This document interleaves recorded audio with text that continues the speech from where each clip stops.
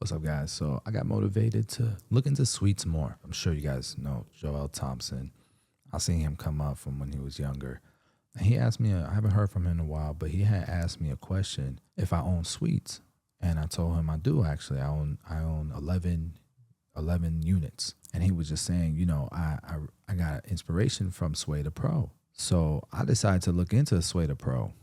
And she has like a suite system that she franchises suites. Jay Majors is another guy I know, good friend of mine, who he does suites, but he does it a little bit differently. He does barbershops and suites, and he owns the buildings. For me, it's difficult to do that because I'm in Tampa, and I'm in plazas where there's a LA Fitness, a Walmart, like a Target, stuff like that. And I ain't at that level. I can't buy that building. So anyways, but you know, people keep bringing up suites, and I decided I'm gonna go through the rabbit hole again. I've done this before, but I haven't got another person's perspective about it who's actually doing it successfully, right? And who am I to not look into it? Because there's people who talk shit about booth rent shops all the time, and I'm like, bro, by the end of this year, I have 16 locations. Right now, I have over 100 chairs that rent from me. Over 100 chairs. It's going good for me, you know? So she's over here saying, you know, she's doing what she's doing. It's going well for her. It's going well for Jay. But it might be I need to look into it and figure out how it could work for me. Because maybe it can't work in the suburbs where my shops are, but maybe what Jay does could work in downtown, where it's a little bit more concentrated, where you can buy them type of buildings and remodel them and, you know, get the permitting for that. And maybe Sway the Pro is doing something right. So anyways, I started listening to her podcast, and I'm like 27 minutes in, and I was taking notes and everything. You guys can see. But I decided, you know, I'm going to react to the rest of this video with you guys so that you guys can see the journey I'm going through to go through the suite rabbit hole again, because I got 11 suites that fell in my lap, and we don't do nothing with them, to be honest. So at the very least, I'll have a different perspective, but maybe I'll learn something from her. Thank you. And I was able to open, and so since then I made my own connects, but that was a terrible experience. So here she was talking about how it was a disaster opening her first spot, and it's because of like regulations, man, zoning, permitting, it's just bullshit a lot of times. And she said that she, after months of just dragging it, she went to the offices and she was crying, and dude was just like, here, stamped it, and she was ready for business. But like I said, lots of lessons. So you build them out. Yep. You got your brand, Encore. Yep. Right? That was 2017. Correct. You love it? I love it. We got 4 locations now. I opened Marietta that following year, 2018. We opened Sandy Springs last year, 2022. Thank you. And we just opened a new location in Woodstock last week. So I'm picturing this. So you went 285, then you went to Marietta. What part of Marietta? Roswell Road, right by the Big Chicken. Okay. Like 2 lights down. So you still kind of 280 feet to it, go get off on the Car Parkway. For Marietta, get off on Roswell Road. Roswell Road. Yep. Okay, got you. 75. 75. All right. Then you went to Sandy Springs. Correct. I mean, you big time. Yep. You ain't doing nothing on the south side. No, I'm actually trying to get to the south side right now. Okay. So I almost had a franchisee this close to doing something on the south side. Okay. So 2 of the locations we have now are franchise locations, 2 are corporate. So what I did with the Atlanta location, I put an ad up, right? So I franchised, and I said, okay. You know, I was the first to franchise my salon suites, and I was one of the first. I inspired a lot of people to franchise their business just in general, which I'm proud of that. So this location was super lucrative. I had a great deal on the rent, so I was making crazy money. They gave me a year free of rent. So I was doing really, really good. So I went to franchise. So what I did was I put an ad up and said a salon suite business for sale, right? And that was just like a strategy I used. And a lot of people responded or inquired about it. So told them that it was a franchise deal. So what I did was I sold the Atlanta location as a franchise, but it was a 3-unit deal. So in order for them to buy it, they had to open 2 more. So they bought that for a nice amount. And it's still a franchise, so I still get royalties afterwards. So I got a nice check, still get royalties. Wait a minute now. I got to back up now. You went to a whole nother level. So you start off as a barber. Now you're franchising. So you take the first location right off Bolton Road. And what year did you? We sold it 2021. So you ran it for about 3 years, Yep. 3.5 years. Yep. Got it up and running. Everybody knows this is where I want to be at. And it ain't been that And long. then what made you think about starting to franchise? Good question. I had a friend that was like, Sway, why don't you franchise? And I was like, what do you mean? And it was like, like McDonald's does, franchise. And he told me he knew a lady that franchised that had like 200 suite, like down south or something like that. So I was like, dang, that's a good idea. And my mentor, which is CJ, ET's buddy, he was like, yeah, why don't you, find a way for people to buy into your business? I know you're teaching people, but find a way for people to buy into your brand. So that was the inspiration behind that. I said, damn, that's a good idea. Let me go ahead and franchise. So I did that. The franchising process isn't as difficult as people think. People are really intimidated by it. It's really more of the money. Well, I shouldn't say that. So it costs you about anywhere from $15,000 to $25,000. It ain't To get it all set up. To get it all set, because all of this is basically an FDD, which is like 100+ page document. If you about to start a franchise, I'm assuming you have a successful business already. Like you have something that you're gonna sell to people, right? So if 15,000, 20, 30, 50,000 stopping you from franchising, you're not ready to franchise, right? At least that's what I would think. But I think it's the inconvenience, writing a check and, wiring and all this stuff, inconvenient. Okay. The regulations, the paperwork, all that stuff, it screams regulation. And then you ask people and you chat GPT and it just seems like such a pain in the ass. And it's like, bro, my business is already good. I'm going to keep doing what I'm doing. But she's saying it ain't as bad as people. She's one of the very few people I've ever heard say that. So I'm intrigued. We didn't furnish every suite. Actually, the Atlanta location, none of the suites are furnished.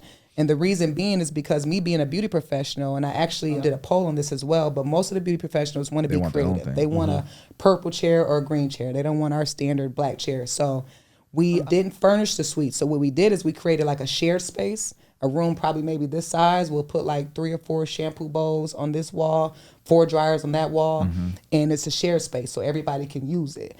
Now the benefit to that is, for one, our build out, we save a lot of money in our build out because we don't have to run plumbing through every single suite.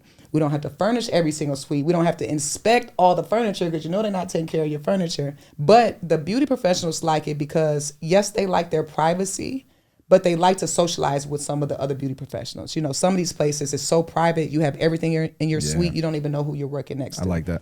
But in this case, they're able to go to the shampoo bowl, speak to each other, meet each other, become friends. And I feel like that's why a lot of people stay at Encore, because they're all friends and they actually get to, talk to each other. So we don't have to charge them that much either because it's not furnished. They get more room. They get more creativity. They get to socialize, which helps the retention.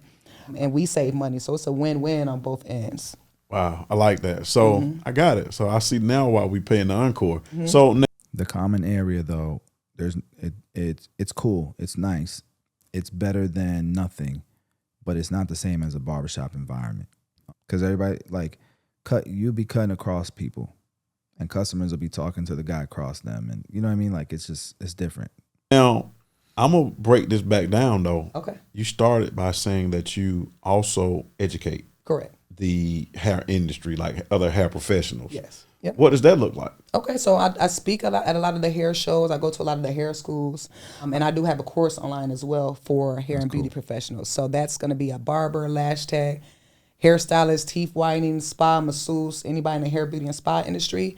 And again, just teaching them how to do things like set up for retirement, connecting them with my wealth advisors and setting them up for retirement. This industry is a beautiful, lucrative, fun, and exciting industry, but a lot of people don't have an exit plan. I see people that are super, I won't say super old, but I've seen 70, 80-year-olds still behind the chair cut, and I know they don't prefer that, but they don't have an exit plan. So there's not much educational stuff online for people in this industry. So I took it upon myself to just try to take the things that I learned and how I was able to scale myself as a barber and then as an owner and teach them the little things, like being professional, being on time, respecting your clients' Being time. on time. Say that again. Exactly. Just because you're the stylist don't mean you get to just be reckless. And they wonder why there's a revolving door. The goal is to keep your clients. You want your clients to come back. And in their heads, some of them are like, it's okay, somebody else will get that spot. But that's why you can't raise your prices. That's why that demand isn't there, because you pissing people off and you got to keep getting new clients. Once you do it right and your clients keep coming back on top of new clients, now you got that demand. Now you're super booked. Now that's when you can think about, okay, maybe raising my price and things like that. Yeah, But we be it's those teaching little the same things, thing. keeping your Good. suite clean, budgeting, making sure you have a business account and you're not just, we deal with so much cash and stuff like that. So no, That's why I started make an all your accounting clients firm. book through one portal and Pieaccounting.com. have all your money going into one place so that you can scale, you can go get loans and just all of that stuff. Like So the online course takes us from being behind the chair, whether I'm a lash tech or a barber or stylist, to all the way through my exit strategy in that course. Yep. Wow. Yep. Teach them that. I give them other investment ideas inside the industry and outside of the industry. But yeah, just trying to offer them some type of support and, just so many beauty professionals, I feel like work all day. They don't enjoy their life. And then, like I said, when they get older, it's like, what now? It's like, man, my people That's need what I this. think. She don't need the course money.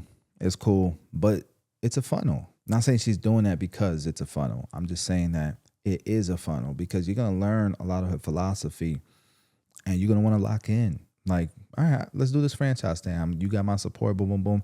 I don't got to pay you for coaching all the time. I don't got to pay a subscription, boom, boom, boom. And you're going to be way more focused on me because there's skin in the game. Like, not skin in the game, but it's worth your time. People don't stick with nothing, and I think that with franchising, they got to stick with it. It's like, this is it. You're in. That's why they have, 80, 90% success rate. It's crazy. Yes, and I just love giving back. So I didn't charge too much for this course. So now I can spend $299. Now, her course is going to have a 10% success rate. But the 10% who do it are going to have a 90% success rate. Pretty genius. Mm-hmm. I can work all day Saturday to make me $300 cutting hair, right? Exactly. Well, haircuts are $25, $30 now. So $50 now, they're getting up there. Woo, yeah, they starting to feel some kind of way. I learned to cut my hair during the pandemic, so but I go all the time. But I can take my business to the next level. Then I can save up enough money to buy a franchise. Absolutely. Buy a franchise. Or I understand that people want to start their own brand. So I have students, like if you look at my page, I have students in Canada, South Carolina, Florida that literally have taken my course and went through and opened. I mean, I have about maybe 20 students that actually have opened their own salon suites all across the world. So the course teaches you how to open a salon suite as well? So I have two courses. So I have this course for the beauty professionals. Okay. And then I have the course for the salon suite for people who don't want to franchise, but they want to start their own brand. That one's then more they can take expensive. the salon suite course. How much is that one? That one's $16.99. Okay. That's and not that bad. shows me how to go get the funding. That's not bad at all. How to identify the location. Yep. It's everything. Everything from beginning to end. So the difference between taking the course and franchising, the course, I'm telling you what to do. We do have our monthly Zoom calls, so we answer a lot of questions on there. We have a private Facebook group, which we put a lot of good information on there. But I'm more telling you what to do. It's up to you to literally go and execute. In regards to the franchise, I'm doing a lot of it with you and for you. So we're like business partners. Gotcha. And you have access to me 24/7 as opposed to once a month with the course. But the course is super loaded though, and I update it all the time. I add our Zoom calls to it. So it has some gems in there for sure. That's big. It is. It should be about 5,000. How many? It should be more than 5,000. Let me. I want to go to her actual page. So I'm thinking the salon suites must have went crazy. She's like, I ain't doing this no more. We all been there. You get burned out trying to be a content creator, boy. Sway the Pro. There she go. Let's see. Way more active on Instagram. Oh yeah, every day. No, that was good. That was a great video. I've got a great perspective. Learned a bunch. I'm actually intrigued with this whole franchise thing. If she can franchise it and I could put it in a spreadsheet and the shit makes sense, and I'm gonna check it out because I know I can franchise my shops. We'll be at 16 at the end of this year. Thanks for watching, guys.